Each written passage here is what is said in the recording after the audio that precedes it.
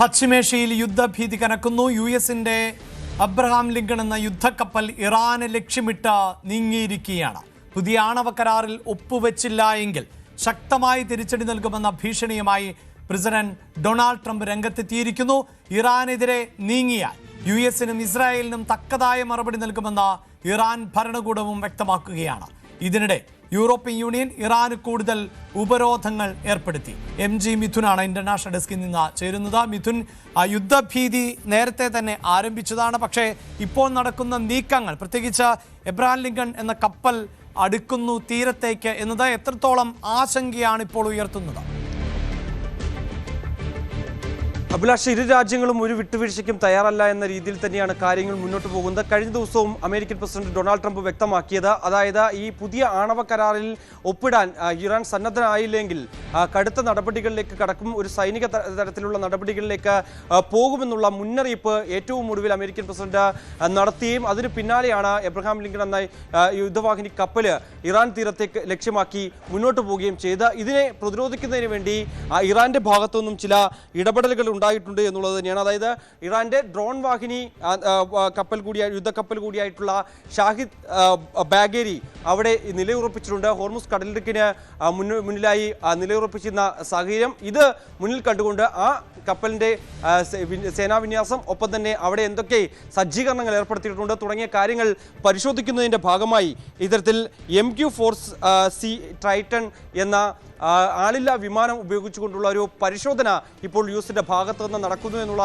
വിവരങ്ങൾ കൂടി പുറത്തു വരുന്നുണ്ട്. പുലർച്ചെ 3:48 മുതൽ വിമാനം ഇറാൻ തീരത്ത് പറക്കുന്നുണ്ട് എന്നുള്ള വിവരമാണ് ഫ്ലൈറ്റ് റഡാറിലെ ഡേറ്റ പ്രകാരം മനസ്സിലാക്കാൻ സാധിക്കുന്നത്. ഇത് അബുദാബിയിൽ നിന്ന് തുടങ്ങി പല തവണകളായി ഈ ഹോർമുസ് കടലിടുക്ക് വരെ പറന്ന് ഈ പാതയിലൂടെ നിരവധി തവണ ഈ ബഗേരി യുദ്ധ കപ്പൽ നില ഉറപ്പിച്ചിരിക്കുന്ന ഭാഗത്ത് എത്തും, തിരികെ വീണ്ടും അബുദാബിയിലേക്ക് പറക്കും. അങ്ങനെ ഈ ഒരു നിരീക്ഷണ പറക്കൽ പല തവണയായി നടക്കുന്നുണ്ട് എന്നുള്ള ഒരു വിവരങ്ങൾ കൂടി പുറത്തു വരികയും ചെയ്യുന്നു. അതായത് ഈ അമേരിക്കയുടെ ഭാഗത്ത് നിന്ന് ഏതെങ്കിലും തരത്തിലുള്ള ഒരു സൈനിക നീക്കമുണ്ടായാൽ അതിന് തക്കതായ തിരിച്ചടി തങ്ങളുടെ ഭാഗത്തു നിന്ന് ഉണ്ടാകുമെന്ന് ഇറാൻ വിദേശകാര്യ മന്ത്രാലയം വ്യക്തമാക്കിയിട്ടുണ്ട്.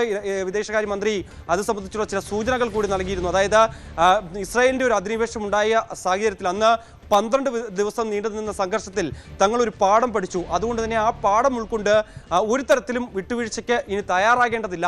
ഏതെങ്കിലും തരത്തിൽ ഇറാനെ ആക്രമിക്കുന്ന തരത്തിൽ അമേരിക്ക മുതിർന്നാൽ അതിന് അതേ നാണയത്തിൽ തന്നെ തിരിച്ചടി നൽകാൻ സജ്ജമാണ് തങ്ങൾ.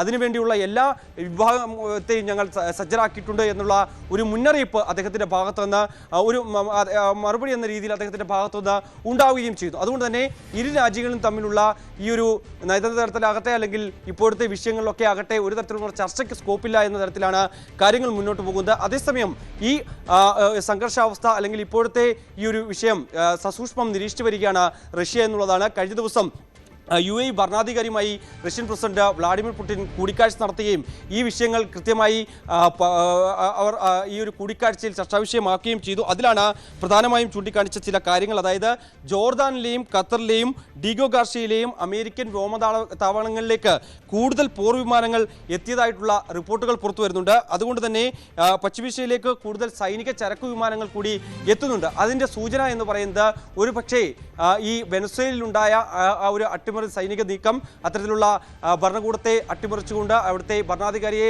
തട്ടിക്കൊണ്ടുപോകുന്ന തരത്തിലുള്ള ഒരു നീക്കം യുഎസിന്റെ ഭാഗത്തുനിന്ന് ഉണ്ടായതുപോലെ തന്നെ ഇവിടെയും ഖമനിയെ ലക്ഷ്യമാക്കിക്കൊണ്ട് ഒരു നീക്കം അമേരിക്കയുടെ ഭാഗത്തുനിന്ന് ഉണ്ടാകാനുള്ള സാധ്യത തള്ളിക്കളയാനാകില്ല. അതുതന്നെയാണ് കൂടുതൽ സേനാവിന്യാസം പശ്ചിമേഷ്യ ലക്ഷ്യമാക്കിക്കൊണ്ട് നീങ്ങുന്നതെന്നുള്ള സൂചനകൾ തന്നെയാണ് ഇതിലൂടെ വായിച്ചെടുക്കാൻ പറ്റുന്നത് എന്ന് തന്നെയാണ് വ്ളാഡിമിർ പുടിൻ കഴിഞ്ഞ ദിവസം UAE ഭരണാധികാരിയുമായി നടത്തിയ കൂടിക്കാഴ്ചയിൽ പറഞ്ഞത്. അതുകൊണ്ട് തന്നെ ചില മുന്നറിയിപ്പുകൾ ഈ പശ്ചിമേഷ്യൻ രാജ്യങ്ങൾക്ക് റഷ്യ തന്നെ മുന്നോട്ട് വെക്കുകയും ചെയ്യുന്നു, കരുതിയിരിക്കണമെന്നുള്ള കാര്യങ്ങൾ പറയുകയും ചെയ്യുന്നു. ഈ ഏതെങ്കിലും തരത്തിൽ ഒരു ആക്രമണം യുഎസിന്റെ ഭാഗത്തുനിന്നുണ്ടായാൽ ഇറാൻ അതേ രീതിയിൽ തിരിച്ചടിക്കാൻ ഈ വ്യോമതാവളങ്ങൾ, പ്രത്യേകിച്ച് ഈ ഖത്തറിലും ഒക്കെയുള്ള വ്യോമതാവളങ്ങൾ ലക്ഷ്യമാക്കിക്കൊണ്ട് ഇറാന്റെ മിസൈലുകൾ കുതിക്കും. അത് വലിയൊരു സംഘർഷത്തിന് ഇടയാക്കുകയും ചെയ്യും. പശ്ചിമേഷ്യ വലിയ യുദ്ധ സമാനമായ സാഹചര്യത്തിലേക്ക് പോകും. അത്തരത്തിലുള്ള ഭീതി കൂടുതൽ ആഴത്തിലേക്ക് പോകുന്നു എന്ന രീതിയിലുള്ള പ്രതികരണം റഷ്യയുടെ ഭാഗത്തുനിന്ന് വരികയും ചെയ്യുന്നു. എന്തായാലും പശ്ചിമേഷ്യ സമീപകാലത്ത് കണ്ടിട്ടില്ല കണ്ടിട്ടില്ലാത്ത തരത്തിലുള്ള വലിയ യുദ്ധഭീതിയിലേക്ക് കാര്യങ്ങൾ പോകുന്നു എന്നുള്ളതാണ്.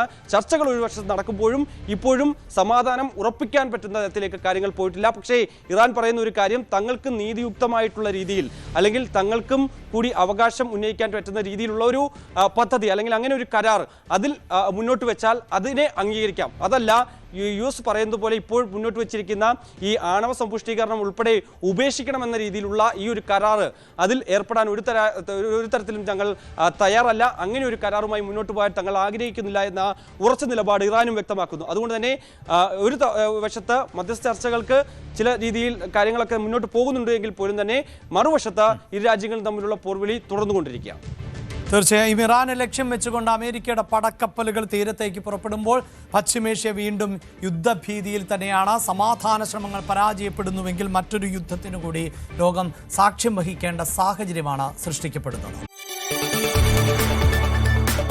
കൂടുതൽ വാർത്തകൾക്ക് News 18 Keralam YouTube channel subscribe ചെയ്യുക.